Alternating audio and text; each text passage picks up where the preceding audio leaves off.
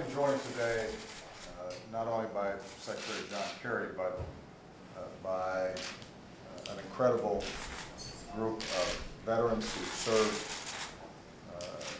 our nation proudly in different services, different ranks, from infantrymen to some of our top generals who served in Iraq, who served in Afghanistan.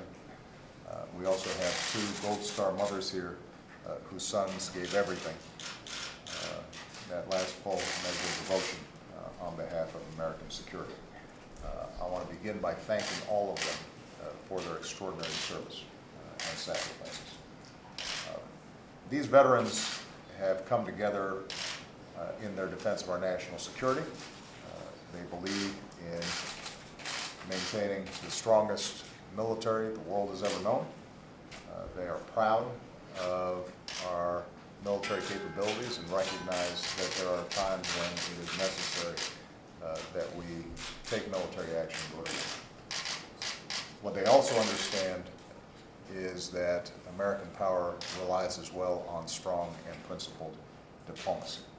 And that's why, working together, they have been active and instrumental in promoting the need for us to implement this Iran deal. They do so not because they trust Iran. They do so not because they fail to recognize the real dangers that Iran in the past has posed and continues to pose to regional stability. But they do so because they understand that our ability to solve a massive national security problem and prevent Iran from getting nuclear weapons without resort to war is a historic achievement and has to be pursued.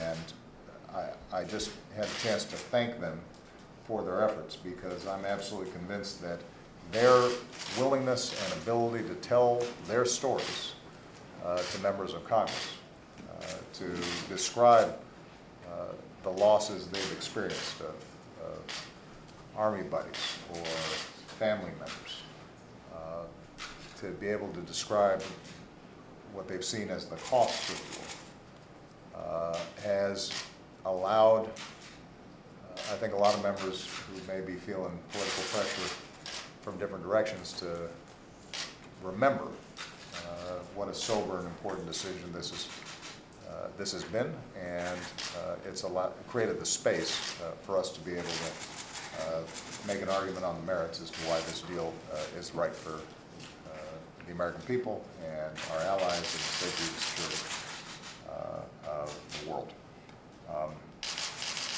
There are times where in a debate like this we hear a lot of loose talk, casual threats of military force, false promises that military actions will be easy or simple or relatively costless. These veterans and their families remind us that that is not the case. They know the consequences when we rush into war. They understand what it means when we act without broad international support and when we fail to consider unintended consequences. And I want to repeat, none of them are under any illusions. They understand that this is a dangerous world. It is precisely for that reason that they want to make sure Iran doesn't get a nuclear weapon. And what I indicated to them is that even as this debate winds down, I am hopeful that their voices continue to be heard on a wide range of foreign policy debates. Because we live in a complicated world, and we live in a world where terrible things happen. And American leadership is going to be vital in addressing those issues. But the one principle that I want us to